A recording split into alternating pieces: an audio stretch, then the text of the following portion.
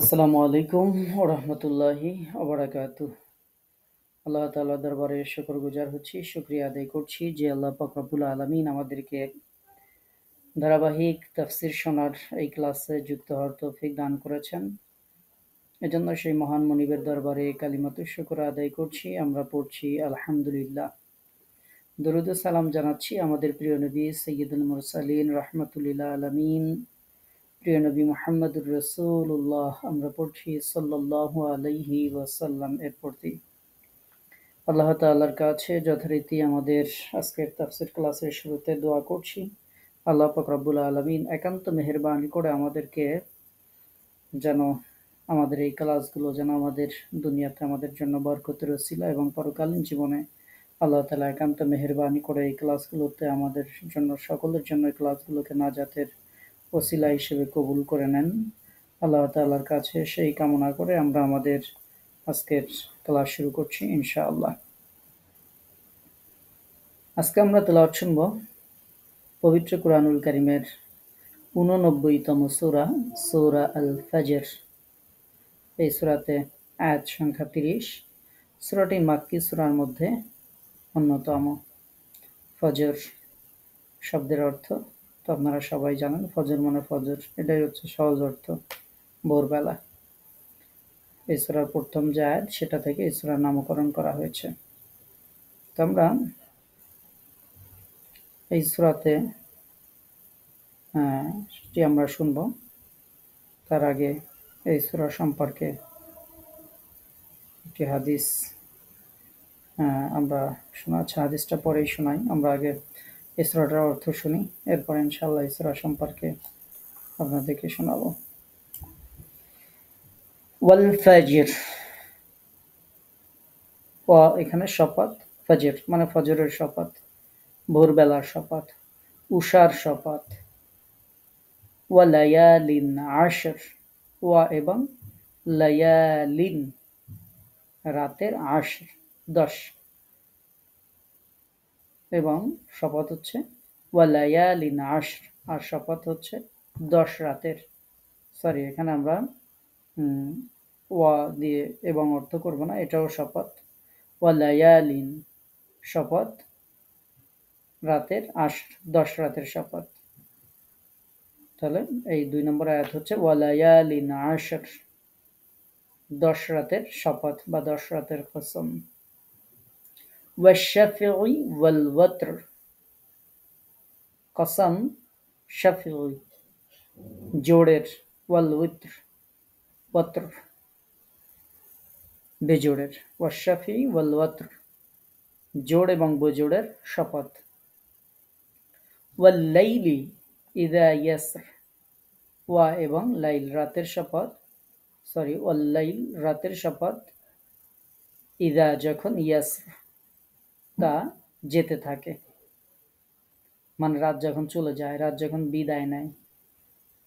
ওয়াল লাইলি ইযা ইয়াসর, রাতের কসম যখন তা চলে যায় বা যখন তা বিদায় নেয়। হাল ফি যালিকা কসামুল লিযি হিজর,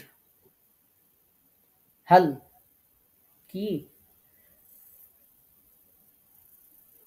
ফি যালিক এর মধ্যে, তার মানে এর মধ্যে আছে কি, কসাম কোন শপথ, লি মানে জন্য, জি হিজর বোধ শক্তি সম্পন্ন।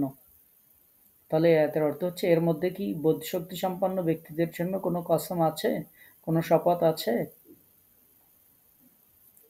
আলাম তারা কাইফা ফাআলা রাব্বুকা বিআদ, আলাম তারা তুমি কি দেখো নাই, কাইফা ফাআলা কেমন করেছেন, রাব্বুকা তোমার রব, বিআদ আদ বংশের সাথে বা আদ জাতির সাথে।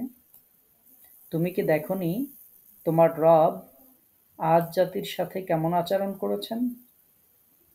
ইরমা যাতিল ইমাদ, ইরমা যাতিল ইমাদ রাম এবং ইরাম গোত্রের সাথে, যাতিল ইমাদ যারা ছিল সুউচ্চ প্রাসাদের অধিকারী। আল্লাতী লাম ইউখলাক, আল্লাতী সেটি মানে সেই যে ইমারাতগুলো আর কি। লাম ইউখলাক নির্মিত হয়নি, মিসলুহা তার সমতুল্য, ফিল বিলাদ দেশসমূহে, যার সমতুল্য ইমারাত কোনো দেশে সৃষ্টি করা হয়নি। আল্লাতি লাম ইউখলাক মিসলুহা ফিল বিলাদ, যার সমতুল্য কোনো দেশে সৃষ্টি করা হয়নি। ওয়া সামুদ আল্লাযীনা জাবুস সখরা বিল ওয়াদ, ওয়া সামুদ এবং সামুদ জাতির সাথে, আল্লাযী যারা, জাবুস সখরা বিল ওয়াদ যারা উপত্যকার যে পাথর সেগুলো যারা কেটেছিল, জাবু যারা কেটেছিল, সখরা পাথর, বিল ওয়াদ উপত্যকায়। আর সামুদ সম্প্রদায় যারা উপত্যকায় পাথর কেটে বাড়িঘর নির্মাণ করেছিল।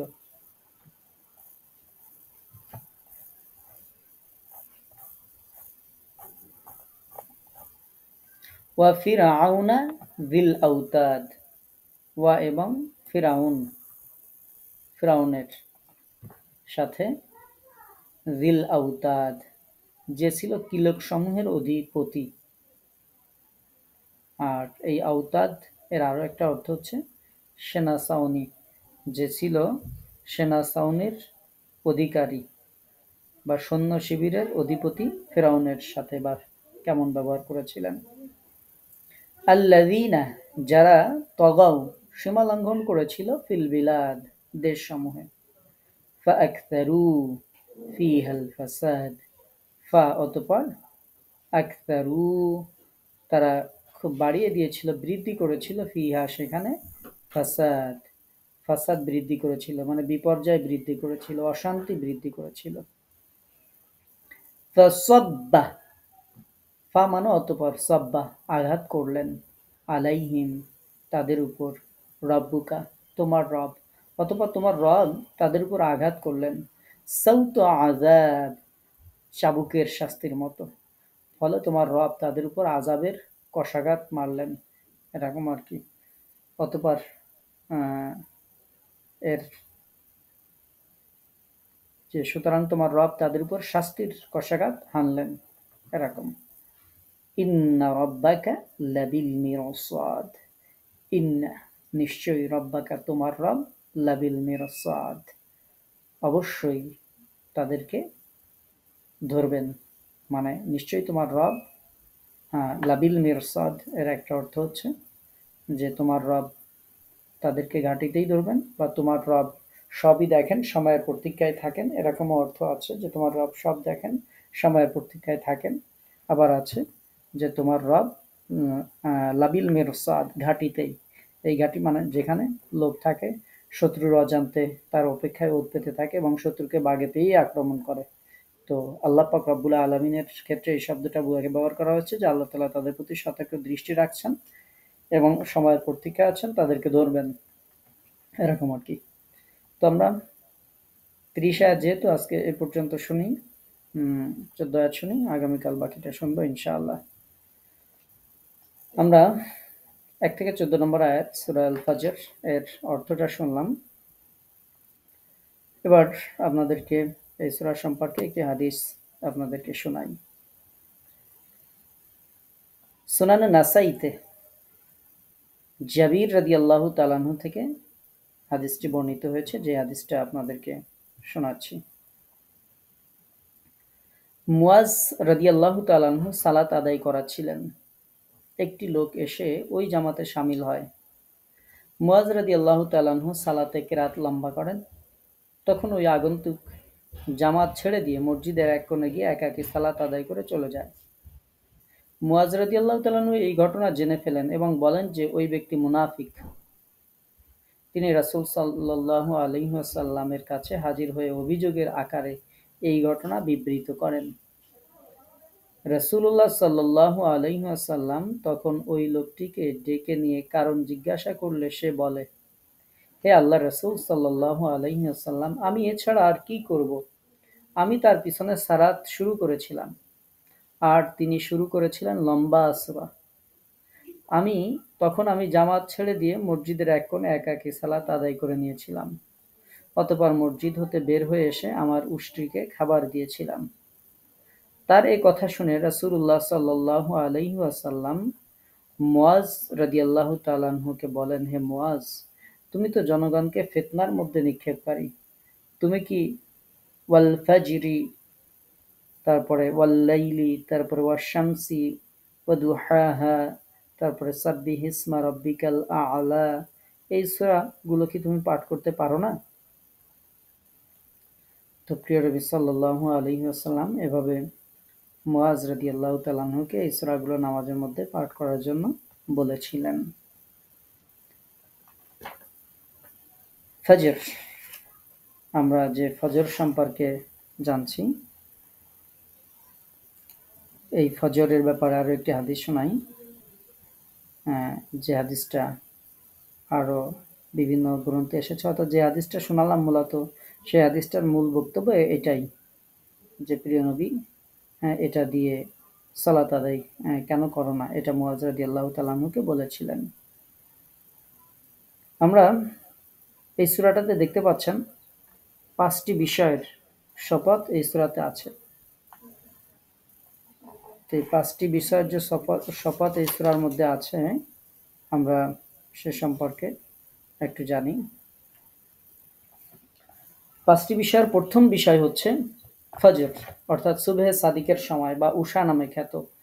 এখানে কোন ফজর উদ্দেশ্য নেওয়া হয়েছে এ ব্যাপারে কয়েকটি মত আছে। এক হচ্ছে প্রত্যেক দিনের প্রভাতকাল উদ্দেশ্য, যে প্রত্যেকটা দিনের সূচনাতে যে ফজর থাকে সেটা উদ্দেশ্য। এ ব্যাপারে এটা হচ্ছে প্রথম মত, কারণ প্রভাতকাল বিশ্বে এক মহা বিপ্লব আনয়ন করে এবং আল্লাহ তাআলার অপার কুদরতের দিকে পথ প্রদর্শন করে।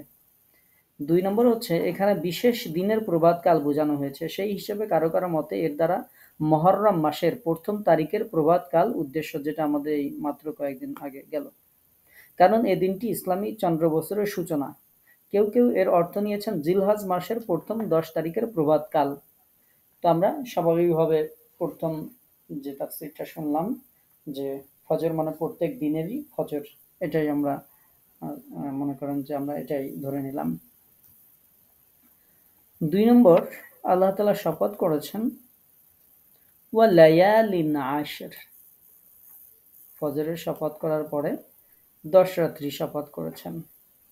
ইবনে আব্বাস রাদিয়াল্লাহু তাআলা আনহু, কাতাদা ও মুজাহিদ রাহিমাহুল্লাহ প্রমুখ তাফসীরবিদদের মতে এতে জিলহজের 10 দিন বোঝানো হয়েছে। জিলহজের যে 10 দিন, এই 10 দিন বোঝানো হয়েছে, যার সর্বোত্তম দিন বলে বিভিন্ন হাদিসে স্বীকৃত। হাদিসে এসেছে এই দিনগুলোতে নেক আমল করার চেয়ে অন্য কোনো দিন নেক আমল করা আল্লাহর নিকট এত উত্তম নয়, অর্থাৎ জিলহজের এই 10 দিন। সাহাবায়ে কেরাম রাদিয়াল্লাহু আনহুম আজমাইন তারা বললেন, হে আল্লাহর রাসূল, আল্লাহর পথে জিহাদও কি নয়? রাসূলুল্লাহ সাল্লাল্লাহু আলাইহি ওয়াসাল্লাম বলেন, আল্লাহর পথে জিহাদও নয়, তবে সেই ব্যক্তির কথা ভিন্ন যে নিজের জান ও মাল দিয়ে নিয়ে জিহাদে বের হয়ে আর ফিরে আসেনি, সেই ব্যক্তির কথা ভিন্ন। তা বাদে আর কোনো ইবাদত, কোনো আমল এই 10 দিনের থেকে উত্তম নয়। তাহলে এরপরে এই 10 দিনের নেক আমল থেকে উত্তম নয় আর কি। তাছাড়া এই 10 দিনের তাফসিরে জাবের রাদিয়াল্লাহু তাআলা আনহু থেকে বর্ণিত হয়েছে, রাসূলুল্লাহ সাল্লাল্লাহু আলাইহি ওয়াসাল্লাম বলেছেন, নিশ্চয়ই 10 হচ্ছে কুরবানির মাসের 10 দিন, বেজোড় হচ্ছে আরাফার দিন, আর জোড় হচ্ছে কুরবানির দিন। সুতরাং এখানে 10 রাত্রি বলে জিলহজের 10 দিন বোঝানো হয়েছে। ইবনে আব্বাস রাদিয়াল্লাহু তাআলা আনহু বলছেন, মুসা আলাইহিস সালাতু ওয়াসসালামের কাহিনীতে ওয়া আতমামনাহা বিআশরিন বলে এই 10 রাত্রিকেই বোঝানো হয়েছে। কুরতুবী রাহিমাহুল্লাহ বলছেন, জাবের রাদিয়াল্লাহু তাআলা আনহুর হাদিস থেকে জানা যায় যে জিলহজের 10 দিন সর্বোত্তম দিন। এই হাদিস থেকে জানা গেল যে মুসা আলাইহিস সালাতু ওয়াসসালামের জন্য এই 10 দিনই নির্ধারিত করা হয়েছিল। তাহলে ওয়া লায়ালিন আশর, 10 রাতের শপথ, মানে অধিকাংশ তাফসীর থেকে আমরা যেটা জানলাম সেটা হচ্ছে জিলহজের প্রথম যে 10 দিন, সেই 10 দিনের কৃত নেক আমল, সেই দিনগুলো আর কি সব থেকে উত্তম, যে দিনগুলোর কথা জানলাম সেই দিনগুলোর শপথ আল্লাহ পাক রব্বুল আলামিন এখানে করেছেন। আল্লাহ পাক রব্বুল আলামিন এর পরের শপথ করেছেন ওয়াশ-শাফিঈ ওয়াল ওয়াতর, শপথ হচ্ছে জোড় বেজোড়ের। এই দুইটি শব্দের আবিধানিক অর্থ যথাক্রমে জোড়, বেজোড়। জোড় ওয়াল ওয়াতর, বিজোড়। এই জোড় ও বিজোড় বলে আসলে কি বোঝানো হয়েছে আয়াত থেকে নির্দিষ্টভাবে সেটি জানা যায় না, তাই এ ব্যাপারে তাফসীরকারদের উক্তি অসংখ্য। আমরা জাবের রাদিয়াল্লাহু তাআলা আনহুর উক্তি উল্লেখ করছি যে জাবের রাদিয়াল্লাহু তাআলা আনহু থেকে বর্ণিত হাদিসে রাসূলুল্লাহ সাল্লাল্লাহু আলাইহি ওয়াসাল্লাম বলেন, বেজোড়ের অর্থ আরাফা দিবস, অর্থাৎ জিলহজের যে নবম তারিখ, জিলহজের এই নবম তারিখ হচ্ছে বেজোড়। এবং জোড়ের অর্থ হচ্ছে ইয়ামুন নাহার বা জিলহজের দশম তারিখ। এই জিলহজের 10 তারিখ যে ইয়ামুন নাহার, এটি হচ্ছে জোড়। তাহলে ওয়াশাফি ওয়াল ওয়াতর দুইটি আমরা পেয়ে গেলাম। শাফঈ জোড়, জোড় হচ্ছে জিলহজের 10 তারিখ, ওয়াল ওয়াতর জিলহজের 9 তারিখ, যেদিন কুরবানি হয় তার আগের দিন। কোন কোন তাফসীরকারক তারা বলেন জোড় বলে যাবতীয় সালাত আর বেজোড় বলে বিতরের সালাত উদ্দেশ্য, বিতর মাগরিবের সালাত বোঝানো হয়েছে। তার মানে এই জোড় বেজোড়ের আরো ব্যাখ্যা আছে। জোড় বলে আমরা 2 রাকাত 4 রাকাত বিশিষ্ট যত সালাত আদায় করি সেই সালাতগুলো, আর বেজোড় বলে বিশেষ করে বেতের এবং মাগরিবের যে সালাত আদায় করি সেটা বোঝানো হয়েছে। কোন কোন তাফসীরকারক বলেছেন জোড় বলে সমগ্র সৃষ্টি জগৎ বোঝানো হয়েছে, কেননা আল্লাহ তাআলা সমস্ত সৃষ্টি জগৎকে জোড়ায় জোড়ায় সৃষ্টি করেছেন। আল্লাহ তাআলা যেমন ভাবে সূরা নাবার মধ্যে আপনারা পড়েছেন ওয়া খালাকনাকুম আজওয়াজা, অর্থাৎ আমি সবকিছু জোড়ায় জোড়ায় সৃষ্টি করেছি।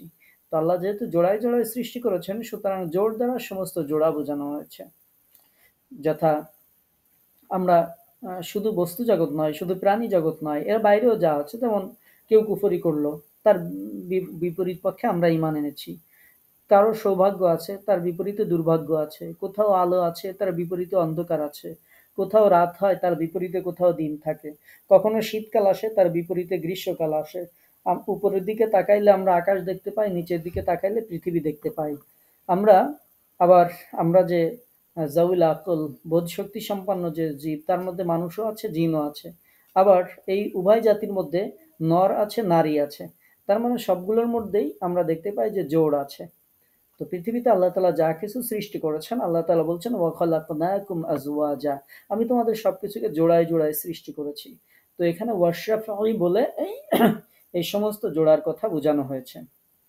আর এর বিপরীতে যে ওয়াল ওয়াতর এবং বেজোড়, বেজোড়ের শপথ মুফাসসিরিন কেরামগণ ইবনে কাসির রাহিমাহুল্লাহ বলছেন এই বিপরীতে বেজোড় হচ্ছে একমাত্র আল্লাহ তাআলার সত্তা, কারণ আল্লাহ তাআলা এক, অদ্বিতীয়, তার কোনো শরীক নেই, অংশীদার নেই, জোড়া নেই।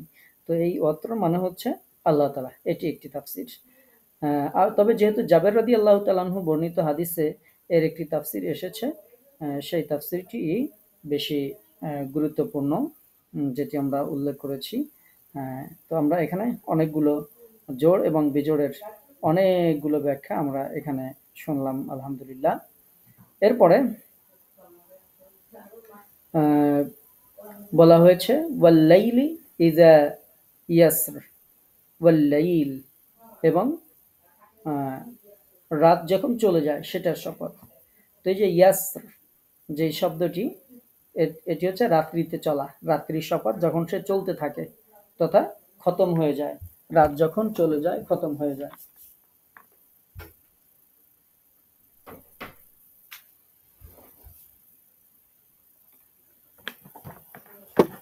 রাত যখন চলে যায়, রাত যখন খতম হয়ে যায়, রাত যখন চলে যায় সেটির শপথ।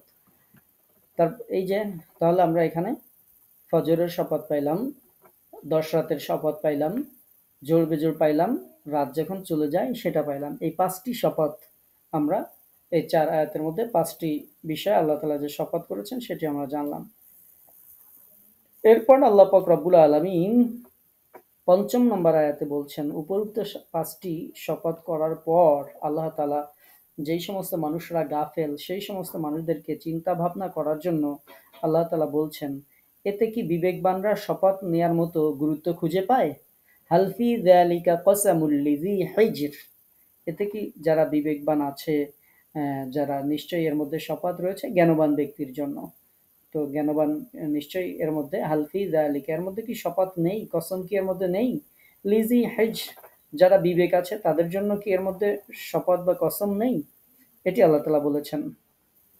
মূলত হিজ শব্দের অর্থ হচ্ছে বাধা দেয়া, মানুষের বিবেক মানুষকে মন্দ এবং ক্ষতিকর বিষয় থেকে বাধা দান করে, তাই হিজের এর অর্থ বিবেকও হয়ে থাকে। এখানে তাই বোঝানো হয়েছে। আয়াতের অর্থ এই যে বিবেকবানদের জন্য এসব শপথও যথেষ্ট কিনা।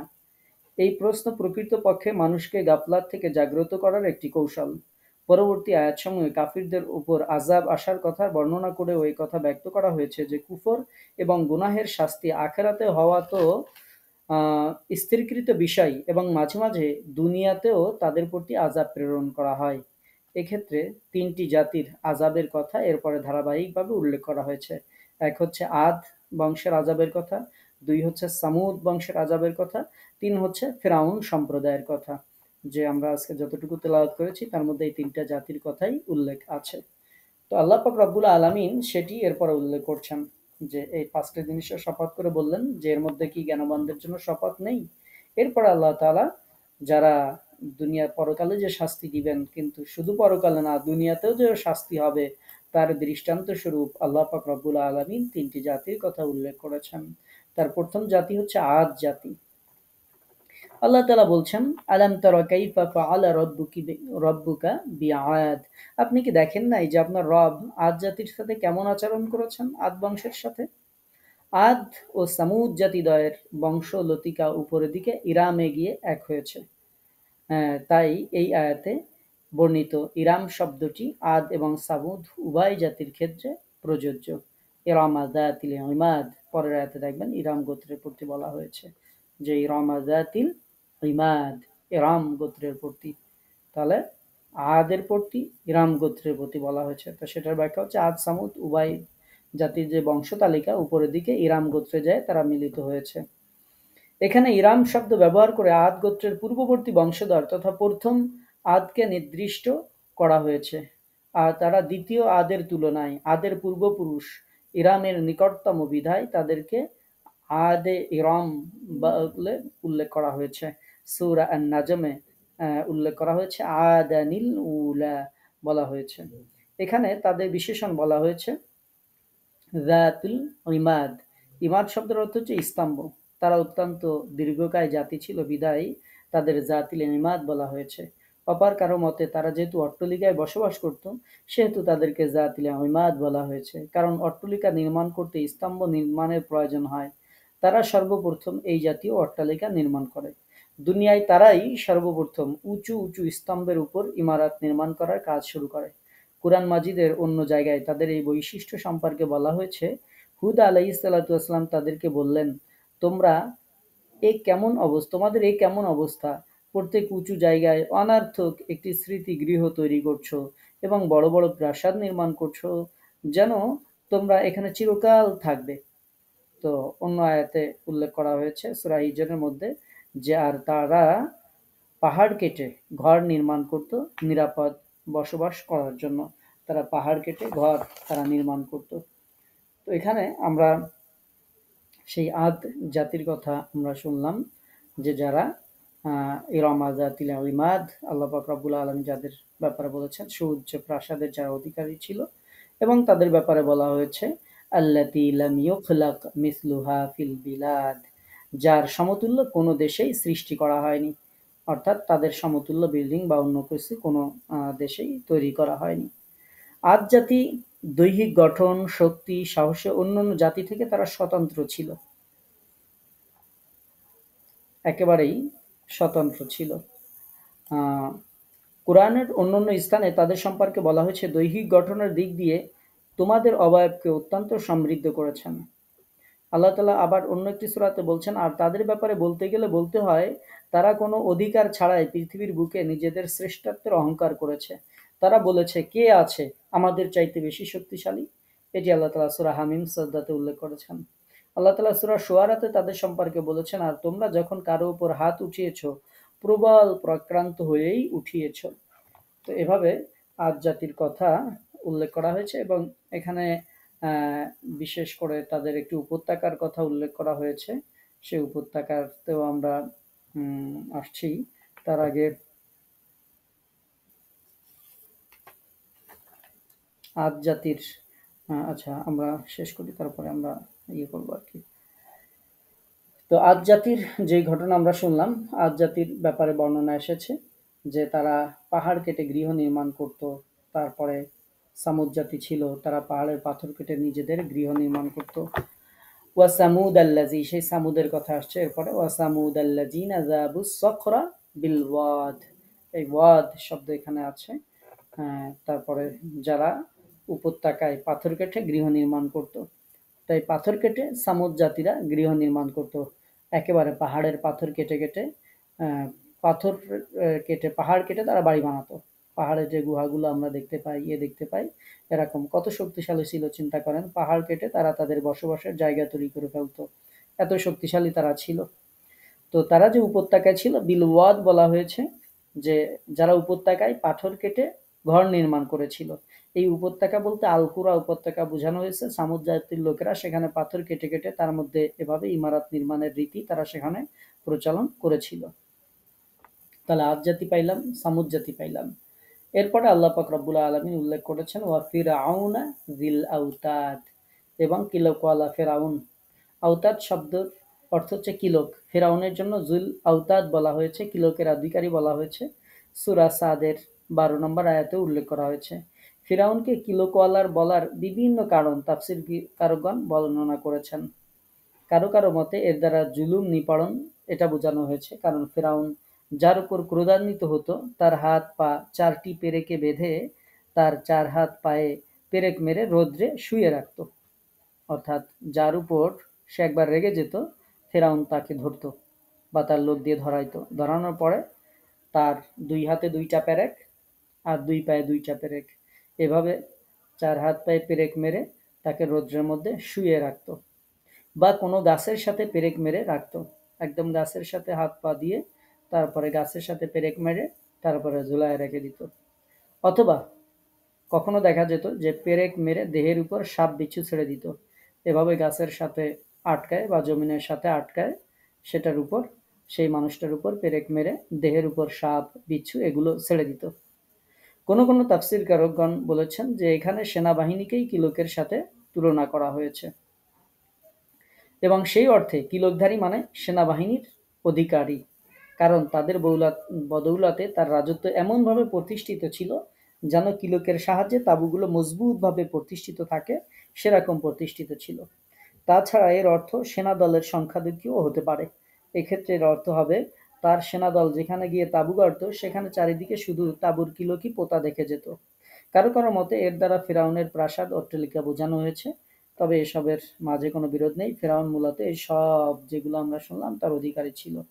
তো এর মধ্যে আমরা ফেরাউনের বিশেষ করে যে সে যে পেরেক মেরে মানুষকে শাস্তি দিত সেই সম্পর্কে আমরা জানলাম বা সেই সম্পর্কে আমরা শুনলাম। তার ব্যাপারে আল্লাহ পাক রব্বুল আলামিন আরো উল্লেখ করেছেন আল্লাযীনা তাগাউ ফিল বিলাদ, যে দেশে সীমা লঙ্ঘন করেছিল। একেবারেই যে শাস্তিগুলো সম্পর্কে আমরা করলাম, ফাকসারু, এরপর সেগুলোর ব্যাপারে আল্লাহ তাআলা বলছেন ফাকসারু ফিহাল ফাসাদ, শুধু সীমা লঙ্ঘনই করেনি, অতঃপর সেখানে সে অশান্তিও সৃষ্টি করেছিল। অশান্তি সৃষ্টি করেছিল। যারা নগর সমূহে উদ্যত হয়েছিল, দেশে যারা সীমা লঙ্ঘন করেছিল নগর সমূহে উদ্যত হয়েছিল, এবং অধিক মাত্রায় মানুষকে যারা উপদ্রব করেছিল, মানুষকে খুবই নিকৃষ্ট মনে করত, নানাভাবে অত্যাচার নিপীড়ন করত। মুজাহিদ রহমাউল্লাহ তো তিনি সেটি উল্লেখ করেছেন যে ফেরাউন লোকদেরকে পেরেকে গেঁথে গেঁথে শাস্তি দিত। তার কত ধরনের একেবারে প্রচণ্ড খারাপ অবস্থা তার ছিল, আপনারা বুঝতে পারছেন। তো আল্লাহ পাক রব্বুল আলামিন তার সেই ঘটনা উল্লেখ করার পর আল্লাহ তাআলা বলছেন ফাসাব্বা আলাইহিম রাব্বুকা সাউতা আযাব, তাই অতঃপর তোমার রব তাদের উপর শাস্তির কষাঘাত হানলেন। অর্থাৎ তাদের প্রতি অবশেষে এমন শাস্তি এসেছে যেটি টলানো যায়নি, ফলে তারা সম্পূর্ণরূপে ধ্বংস হয়েছে এবং তারা একেবারে নিশ্চিহ্ন হয়ে গেছে। তো আল্লাহ পাক রব্বুল আলামিন এরপরে বলছেন ইন্না রাব্বাকা লাবিল মিরসাদ, নিশ্চয় আপনার রব সতর্ক দৃষ্টি রাখেন। তো এই সূরায় লাবিল মিরসাদ, এই সূরার এই বিষয়বস্তুকে এই আয়াতে জোরদার করা হয়েছে যে দুনিয়াতে তোমরা যা কিছু করছো তার শাস্তি এবং প্রতিদান অপরিহার্য, নিশ্চিত। তোমাদের পালনকর্তা তোমাদের যাবতীয় কাজকর্ম, তোমাদের গতিবিধি সবকিছুর প্রতি সতর্ক দৃষ্টি রাখছেন। সবাইকে তিনি প্রতিদান দেবেন অথবা সবাইকে তিনি শাস্তি দেবেন, এবং কে কি করছে এটি তিনি রেকর্ড করছেন পার্থিব জগতে। পরকালে তিনি তাদের ওই সমস্ত আমলের উপর ভিত্তি করে প্রতিদান দেবেন। নির্ধারিত সময়ে তিনি প্রত্যেককে ভালো এবং মন্দের বিনিময় প্রদান করবেন। সমস্ত মানুষ অবশ্যই তার কাছে ফিরে যাবে এবং সবাই এককভাবে বিচারের জন্য দাঁড়িয়ে পড়বে। ওই সময় আল্লাহ তাআলা সবারই প্রতি সুবিচার করবেন। তিনি সর্বপ্রকার অত্যাচার থেকে মুক্ত, তিনি সর্বপ্রকার অত্যাচার থেকে পবিত্র। তো এই সূরাতে ৩টা জাতির কথা উল্লেখ করা হয়েছে, যে আদ জাতি, সামুদ জাতি, আর একটা হচ্ছে ফেরাউনের কথা। তো ফেরাউনের কথা পবিত্র কোরআনুল কারীমের বিভিন্ন জায়গায় আপনারা পেয়ে যাবেন। আদ জাতির ঘটনা এবং সামুদ জাতির ঘটনা, এই দুই ঘটনা বলতে গেলে বেশ অনেকটা লম্বা সময় দরকার। যে আমরা যদি আদ জাতির ঘটনাটা শুনতে চাই বা আদ জাতি সম্পর্কে যদি জানতে চাই, আদ জাতির যে ইতিহাস সেটি একটি দীর্ঘ ইতিহাস, যারা তাদের অহংকারের কারণে যাদেরকে আল্লাহ পাক রব্বুল আলামিন ধ্বংস করে দিয়েছিলেন। শক্তি সামর্থ্যে যেমন তারা অনেক বড় ছিল, তারপরে পাহাড় কেটে গৃহ নির্মাণ করত। নেটে বিভিন্ন ছবি দেখতে পাওয়া যায়, আপনারা দেখবেন যে পাহাড় কেটে কিভাবে তারা গৃহ নির্মাণ করত। তো বর্তমান যে ওমান অঞ্চল আছে, অল্প একটু করে আপনাদেরকে শোনাই, কারণ এ সম্পর্কে আবার কখনো আলোচনা হবে জানি না। ওমান অঞ্চলে তাদের বসবাস ছিল, যারা প্রথম আদ বলে যাদেরকে উল্লেখ করেছি। তাদের এক একজনের বিশাল বড় বড় শরীর ছিল, দানবীয় শক্তি ছিল। পাথর দিয়ে বড় বড় অট্টালিকা তারা তৈরি করত। ধন সম্পদের তাদের কোনো কমতি ছিল না। স্থাপত্য শিল্প, জ্ঞান বিজ্ঞানেও তারা অনেক এগিয়ে ছিল। কিন্তু তাদের যেটার অভাব ছিল সেটা ছিল ভারসাম্যবোধ। জ্ঞান ও সম্পদ মানুষকে অহংকারী করে তোলে, আর যখন এটার সাথে ঈমান যুক্ত হয় তখন ভারসাম্যবোধ তৈরি হয়, তখন সে সঠিক পথে নিজেকে পরিচালিত করতে পারে। আদ জাতি আল্লাহ তাআলাকে বিশ্বাস করত না, তাদের ঈমানও ছিল না, তারা ছিল মূর্তি পূজারী। তাই এটি তাদেরকে একেবারে হঠকারী বানিয়ে তোলে। তারা অযথা দম্ভ করত। তারা বলতো, সূরা হামিম সুদ্দার একটা আয়াত আপনাদেরকে শুনিয়েছি, যে তাদের ব্যাপারে, যে তারা কি বলতো, তারা বলতো যে আমাদের থেকে শক্তিশালী আর কে আছে, এরকম তারা গর্ব করত। কিন্তু আল্লাহ তাআলা যিনি তাদেরকে সৃষ্টি করেছেন তিনি অবশ্যই তাদের থেকে বেশি শক্তিশালী। আল্লাহ তাআলা তাদের মাঝে একজন নবী পাঠালেন। সেই নবীর নাম ছিল হুদ আলাইহিসসালাতু ওয়াসসালাম। তাকে তিনি পাঠালেন। তিনি তাদেরকে বললেন, হে আমার জাতি, তোমরা আল্লাহর ইবাদত করো, তিনি ছাড়া তোমাদের কোনো ইলাহ নেই। তোমরা কি আল্লাহকে ভয় করবে না? সূরা আরাফে আল্লাহ তাআলা উল্লেখ করেছেন এটি ৬৫ নম্বর আয়াতে। কিন্তু তারা এই নির্দেশনা মানতে অস্বীকার করে। তার কওমের কাফের নেতারা বলল, আমরা তো দেখতেই পাচ্ছি তুমি একজন বোকা এবং তোমাকে মিথ্যাবাদীও মনে করি। হুদ আলাইহিসসালাতু ওয়াসসালাম বললেন, হে আমার জাতি, আমার মাঝে কোনো বোকামি নেই। আমি তো বিশ্বজগতের প্রতিপালকের বার্তা বাহক। আদ জাতি তার কথা কানেই নিল না। নূহ নবীর প্রতি তার জাতি যেমন অভিযোগ করেছিল, আদ জাতীয় হুদ আলাইহিসসালাতু ওয়াসসালামের প্রতি একই রকম অভিযোগ করেছিল। তাকেও তারা নানাভাবে কষ্ট দিতে লাগলো। তবু ধৈর্য ধরে হুদ আলাইহিসসালাতু ওয়াসসালাম দাওয়াতি কাজ চালিয়ে যেতে থাকলেন। হযরত হুদ আলাইহিসসালাতু ওয়াসসালাম তাদেরকে উপদেশ দেন, তোমরা কি প্রতিটি উঁচু স্থানে অনর্থক সৌধ নির্মাণ করছো না?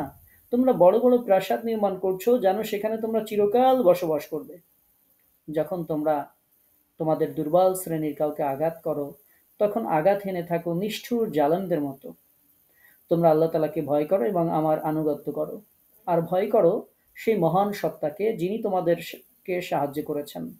এমন কিছু দিয়ে তিনি তোমাদেরকে সাহায্য করেছেন যা তোমরা জানো। তিনি তোমাদেরকে দান করেছেন গবাদি পশু ও সন্তান সন্ততি এবং উদ্যান, ঝর্ণা। আমি তো তোমাদের জন্য মহাদিবসের শাস্তির আশঙ্কা করছি। জবাবে আদ জাতির নেতারা বলেছিল, তুমি উপদেশ দাও বা না দাও, সবই আমাদের জন্য সমান। সূরা শুআরার দীর্ঘ অনেকগুলো আয়াত থেকে আপনাদেরকে শোনাইলাম। ১২৮ থেকে ১৩৬ নম্বর আয়াতে আল্লাহ তাআলা এই ঘটনাগুলো উল্লেখ করেছেন। অহংকার এমন এক জিনিস যার কবলে পড়ে মানুষ হিতাই জ্ঞান হারিয়ে ফেলে। আল্লাহ তাআলা যখন কাউকে নবী বানিয়ে পাঠান, তার মাঝে এমন কিছু বৈশিষ্ট্য যে দেখলেই বোঝা যায় তিনি নবী, এই বৈশিষ্ট্য থাকে। আদ জাতির কাফেররা যে হুদ নবী আলাইহিসসালাতু ওয়াসসালামের মাঝে নবুয়াতি বৈশিষ্ট্য দেখেনি, বিষয়টি এমন না। কিন্তু অহংকার তাদের ভিতরটা এমন নষ্ট করে ফেলেছিল, তারা ভেবেছিল ঈমান গ্রহণ করলে মাথা নিচু হয়ে যাবে। কিন্তু প্রকৃতপক্ষে বিশ্বজগতের মালিকের দরবারে মাথা নিচু করলে সে মাথা উঁচুই হয়। তার সামনে ছোট হতে পারলেই মানুষ বড় হয়। তাদের কৃতকর্মের শাস্তি হিসেবে আল্লাহ তাআলা অনাবৃষ্টি দিয়ে দেন। টানা ৩ বছর বৃষ্টিপাত বন্ধ ছিল। তাদের শস্যক্ষেত উজাড় হয়ে যায়। তাদের বাগানগুলো পুড়ে ছারখার হয়ে যায়। প্রচণ্ড দুর্ভিক্ষ দেখা দেয়। তবু তাদের মন নরম হয়নি। তারা কুফরিতেই অটল থাকে। একদিন হঠাৎ আকাশে লাল, সাদা ও কালো রঙের মেঘ দেখা দেয়। তারা খুশিতে লাফিয়ে ওঠে। গায়েব থেকে আওয়াজ আসে, যে কোনো একটা মেঘ তোমরা বেছে নাও। তারা কালো মেঘ বেছে নেয়। কিন্তু ওই মেঘের আড়ালেই ছিল আল্লাহর গজব। তাদের উপর টানা ৮ দিন তুফান বইতে থাকে। গাছপালা উড়ে যায়, উঁচু দালানকোঠা ভেঙে তছনছ হয়ে যায়, আর কাফেরদের হাড়গোড় একদম চূর্ণ বিচূর্ণ হয়ে যায়। সূরা জারিয়াতে আল্লাহ তাআলা সেই ঘটনা উল্লেখ করছেন। কিন্তু আশ্চর্যের বিষয় হলো, হযরত হুদ আলাইহিসসালাম এবং তার সাথীরা একটু কুঁড়েঘরে আশ্রয় নিলে এই প্রচণ্ড ঝড় ঝাপটাতেও তাদের কিছু হয়নি। তারা ছিলেন সম্পূর্ণরূপে অক্ষত অবস্থায়।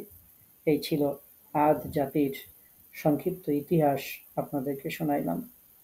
আমরা আজকে আরও একটা জাতির ইতিহাস আমরা শুনেছি। সেই জাতির নাম হচ্ছে সামুদ জাতি। সামুদ জাতির ইতিহাসটাও আমরা শুনেছি। সামুদ জাতি সম্পর্কেও আপনাদেরকে অল্প করে একটু শোনাই। আল্লাহ তাআলা বলেছেন, ওয়াসামুদ আল্লাযীনা জাবুস সখরা বিল ওয়াদ। সামুদ জাতি বিশেষ করে কেন ধ্বংস হয়েছিল সেটা একটু শোনাই। সমাজে যখন অন্যায়, অপরাধ, অত্যাচার যখন একেবারে সেই সমাজে বেড়ে গেছে, মানুষ পরকালকে ভুলে গিয়েছিল। অন্যায়, অপরাধ, জুলুমের পরিমাণ যখন বেড়ে গিয়েছিল, আল্লাহ তাআলা জাল্লা শানহু নবী পাঠিয়েছিলেন সেই জাতির কাছে। সামুদ জাতির কাছে আল্লাহ পাক রব্বুল আলামিন একজন নবী পাঠিয়েছিলেন দাওয়াতি কাজ করার জন্য। সামুদ জাতির কথা তো আপনারা শুনেছেন। তারা অর্থশালী, বিত্তশালী, শক্তিশালী ছিল। তাদের সুখ, শান্তি কোনো কিছুর কমতি ছিল না। বড় বড় প্রাসাদ ছিল। পাহাড় কেটে তারা দালান নির্মাণ করত। তারা শিল্প নকশা করে পাথর দিয়ে খুব সুন্দর প্রাসাদ তারা নির্মাণ করত। কিন্তু তারা আল্লাহ তাআলাকে ভুলে গিয়ে শুরু করে দিয়েছিল পাথর পূজা, মূর্তি পূজা, দেবদেবীর পূজা। তাদের মধ্যে অন্যায়, অপরাধ, জুলুম, নির্যাতন প্রচুর পরিমাণে বেড়ে গিয়েছিল। আদ জাতি ধ্বংস হওয়ার ৫০০ বছর পরে এই পথভ্রষ্ট সামুদ জাতিকে আসমানি ধর্ম পালন করার জন্য আল্লাহ পাক রব্বুল আলামিন একজন নবী মনোনীত করে তাদের কাছে পাঠিয়েছিলেন, যেই নবীর নাম ছিল হযরত সালেহ আলাইহিস সালাতু ওয়াস সালাম। আল্লাহ তাআলা মহাগ্রন্থ কুরআনুল কারীমে সূরা নামলের মধ্যে উল্লেখ করছেন যে আমি সামুদ সম্প্রদায়ের কাছে তাদের ভাই সালেহকে পাঠিয়েছিলাম এই মর্মে যে তোমরা আল্লাহর ইবাদত করো। কিন্তু তারা দ্বিধা বিভক্ত হয়ে বিতর্কে লিপ্ত হলো। হযরত সালেহ আলাইহিসসালাতু ওয়াসসালাম সামুদ জাতিকে আল্লাহর প্রতি ঈমান আনার জন্য অনেকবার চেষ্টা করেছিলেন। কিন্তু তারা কোনোভাবেই তাদের নবীর কথা শুনল না, মানলও না। অল্প কিছু লোক ঈমান আনে, আর কেউ ঈমান আনেনি। হযরত সালেহ আলাইহিসসালাতু ওয়াসসালাম তাদেরকে বারবার আসমানি এই ধর্ম, খোদাই এই দ্বীন, ধর্মের প্রতি তাদেরকে দাওয়াত দেন এবং বোঝানোর চেষ্টা করেন। এক পর্যায়ে হযরত সালেহ আলাইহিসসালাতু ওয়াসসালামের আহ্বানের জবাবে তারা বলল, তুমি আমাদের মতোই একজন সাধারণ মানুষ ছাড়া আর অন্য কিছু নও। মানুষ কখনো নবী রাসূল হতে পারে না। অতএব তুমি কোনো না কোনো একটি মুজিজা দেখাও, যদি তুমি সত্যবাদী হয়ে থাকো। হযরত সালেহ আলাইহিসসালাতু ওয়াসসালাম বললেন, তোমরা কি ধরনের মুজিজা দেখতে চাও? তারা বলল, ওই পাহাড়টির মধ্য থেকে একটি উটনী বের হয়ে আসবে, আর তা তখনই একটি বাচ্চা প্রসব করবে এবং রীতিমতো তাকে দুগ্ধ পান করাবে। এইরূপ ঘটনা যদি আমরা দেখতে পারতাম, তাহলে আমরা বুঝতাম যে তুমি আল্লাহর সত্য নবী। এমন মুহূর্তে ফেরেশতা জিবরাইল আলাইহিসসালাতু ওয়াসসালাম এসে তাকে বললেন, হে আল্লাহর নবী, আপনি তাদের কাছ থেকে একটি ওয়াদা আদায় করুন যে তারা যেন ঈমান আনে। অর্থাৎ এই ঘটনা যদি দেখানো হয় তাদেরকে, তারা যেন ঈমান আনে। তারপর হযরত সালেহ আলাইহিসসালাতু ওয়াসসালাম তাদেরকে এই ওয়াদা করালেন। হযরত সালেহ আলাইহিসসালাতু ওয়াসসালাম আল্লাহর দরবারে দোয়া করলেন। সাথে সাথে একটি সুন্দর উটনী পাহাড়ের ভেতর থেকে বের হয়ে এলো। এরকম সুন্দর উটনী কেউ কোনোদিন দেখেনি। উটনী বের হওয়া মাত্র একটি সুন্দর বাচ্চা প্রসব করল এবং সাথে সাথে নিকটবর্তী চারণভূমিতে ঘাস খেতে শুরু করলো। হযরত সালেহ আলাইহিসসালামের এই মুজিজা দেখার পরও কেউ ঈমান আনেনি। সামুদ জাতি ওয়াদা ভঙ্গ করেছে।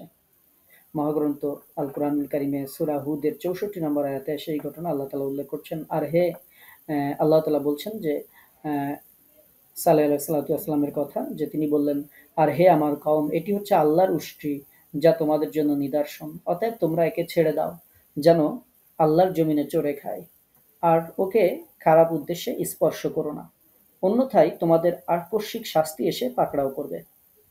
আল্লাহর কি অপার মহিমা! ঘটনাক্রমে ওই মাসেই ১০ জন মহিলা ১০টি পুত্র সন্তান প্রসব করল। তারা সবাই হযরত সালেহ আলাইহিসসালামের উক্তি শুনেছিল। তাদের ৯ জন মহিলাই নিজ নিজ সন্তান মেরে ফেলল, কিন্তু একজন মহিলা তার সন্তান মেরে ফেলল না, বরং তাকে সে আদর যত্নে লালন পালন করতে লাগল। ছেলেটি অত্যন্ত হৃষ্টপুষ্ট শক্তিশালী হল। ওই ছেলেটির নাম রাখা হয়েছিল কেদার। তাদের অত্যন্ত ক্ষোভ এবং বিরক্ত জন্মে গেল হযরত সালেহ আলাইহিসসালামের ওপর। তারা বলতে লাগলো, আমরা খালি খালি হযরত সালেহ আলাইহিসসালামের কথায় বিশ্বাস করে নিজেরা সন্তানহারা হলাম। ওই মহিলাদের ক্ষোভ এবার প্রতিহিংসায় রূপ পরিগ্রহ করল। তাদের কথাবার্তা শুনে অনেকেই আস্থা ও বিশ্বাস হযরত সালেহ আলাইহিসসালামের উপর কমে গেল। তারা মনে করতে লাগলো যে এক উটনীকে কেন্দ্র করে অনাহুত নিষ্পাপ ৯টি সন্তান অকালে প্রাণ হারালো। সুতরাং তাদের অনেকেই এরূপে প্রতিজ্ঞাবদ্ধ হলো যে ওই উটনীকে তারা হত্যা করে ফেলবে। কিন্তু এ কথা কেউ চিন্তা করল না যে হযরত সালেহ আলাইহিসসালাম সতর্ক করে দিয়েছেন যে ওই উটনীর প্রতি কোনো রকম অসদাচরণ করলে আল্লাহর তরফ থেকে কঠোর আযাব আসবে। সামুদ জাতির দুর্ভাগ্য ঘনিয়ে এসেছিল। তাই শিগগিরই একদিন উল্লেখিত কেদার ও মেসদা একসাথে হয়ে নেশার বস্তু পান করে। এরপর যুক্তি করল যে উটনীটিকে হত্যা করার দায়িত্ব তারা পালন করবে। কওমের কতিপয় শরাবপায়ী তাদের এ ব্যাপারে আরও উৎসাহ দিল। উটনী যখন কূপের তীরে পানি পান করতে আসবে, তখনই তারা কাজ সাধন করবে বলে সিদ্ধান্ত গ্রহণ করল। পরদিন উটনীকে যখন ওই কূপের তীরে পানি পান করতে উপস্থিত হল, সেই উষ্ট্রীটি অস্ত্রের আঘাতে উটনীটিকে হত্যা করে ফেলল। উটনী হত্যা সম্পর্কিত ঘটনা পবিত্র কুরআনে আল্লাহ তাআলা উল্লেখ করেছেন সূরা হুদের ৬৫ নম্বর আয়াতে। আল্লাহ তাআলা বলছেন, অনন্তর তারা ওকে মেরে ফেলল। তখন সে বলল, তোমরা নিজেদের ঘরে আরো ৩ দিন বাস করে নাও। এটি ওয়াদা, যাতে বিন্দুমাত্র মিথ্যা নেই। হযরত সালেহ আলাইহিসসালাম যখন উটনীর মৃত্যু সংবাদ শুনতে পেলেন, তিনি নিজের কওমের লোকদের কাছে উপস্থিত হয়ে বললেন, তোমরা এখন আর মাত্র ৩ দিন দুনিয়াবি আরাম আয়েশ করে নিতে পারো। ৩ দিনের প্রথম দিন তোমাদের সবার চেহারা সবুজ রং হয়ে যাবে, দ্বিতীয় দিন লাল রং ধারণ করবে, আর তৃতীয় দিন তোমাদের মুখমণ্ডল সারা দেহ ঘোর কালো রং হয়ে যাবে। তার পরবর্তী দিনে তোমাদের প্রতি নেমে আসবে আল্লাহ তাআলার তরফ থেকে গজব। হযরত সালেহ আলাইহিসসালাম বর্ণিত এই ধ্বংসের নিদর্শন যখন প্রকাশ পেল, তখন যারা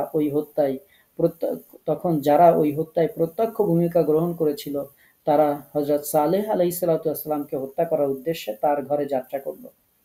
কিন্তু ইতিমধ্যে তাদের উপর আল্লাহর গজব পৌঁছে গেল। তখন আর নবীকে হত্যা করা তো দূরের কথা, নিজেদের বাঁচার চিন্তায় তারা অস্থির হয়ে পড়ল। তারা আবার দৌড়ে গিয়ে যার যার ঘরে আশ্রয় নিল। কিন্তু আল্লাহর নির্দেশে ফেরেশতা জিবরাইল আলাইহিসসালাম তখন ভয়ঙ্কর রূপ ধারণ করেছেন। তিনি সামুদ জাতির লোকদের ঘরগুলোকে ধরে সামান্য নাড়া দিলেন, আর তাতেই সেগুলো সব ভেঙে চুরে একাকার হয়ে গেল। অতঃপর হযরত জিবরাইল আলাইহিসসালাম এমন এক প্রচণ্ড হুঙ্কার দিলেন, যার হৃদয় ফাটানো আওয়াজে সব লোক অজ্ঞান হয়ে পড়ে রইল, এবং সাথে সাথে তারা মাটির মধ্যে পড়ে গিয়ে চিরদিনের জন্য তারা বিলুপ্ত হয়ে গেল। তাদের আর কোনো চিহ্নই অবশিষ্ট রইল না। মহাগ্রন্থ পবিত্র কুরআনুল কারীমে সূরা নামলের মধ্যে আল্লাহ তাআলা সেই ঘটনা উল্লেখ করেছেন যে তারা এক চক্রান্ত করেছিল, এবং আমিও এক কৌশল অবলম্বন করলাম, কিন্তু তারা বুঝতে পারেনি। অতএব দেখো তাদের চক্রান্তের পরিণাম কি হয়েছে। আমি অবশ্যই তাদেরকে ও তাদের সম্প্রদায়ের সবাইকে ধ্বংস করেছি। এই তো তাদের ঘর বাড়ি সীমালঙ্ঘন হেতু যা জনশূন্য অবস্থায় পড়ে আছে। এতে জ্ঞানী সম্প্রদায়ের জন্য অবশ্যই নিদর্শন রয়েছে, এবং যারা মুমিন ও মুত্তাকি ছিল তাদেরকে আমি উদ্ধার করেছি। আল্লাহ পাক রব্বুল আলামিন এভাবে সূরা নামলের মধ্যে সেই ঘটনাটিও উল্লেখ করছেন। তো দুইটি জাতির ঘটনা আপনাদেরকে শোনাইলাম। আর ফেরাউনের ঘটনা এখন আর শোনাবো না, কারণ হচ্ছে ফেরাউনের ইতিহাস লম্বা। সামনে বিভিন্ন সূরার মধ্যে ফেরাউনের ঘটনা আসবে। তখন আমরা কোনো এক ক্লাসে কোনো এক সময় আপনাদেরকে ফেরাউনের জাতির বর্ণনা ইতিহাস আপনাদেরকে ইনশাআল্লাহ শোনাবো, আল্লাহ পাক রব্বুল আলামিন যদি তৌফিক দান করেন। তো আজকে আমরা 1 থেকে 14 নম্বর আয়াত পর্যন্ত তাফসীর শুনলাম সূরা ফজরের। আজকে যতটুকু শুনলাম এর মধ্যে কারো কোনো প্রশ্ন থাকলে প্রশ্ন করতে পারেন।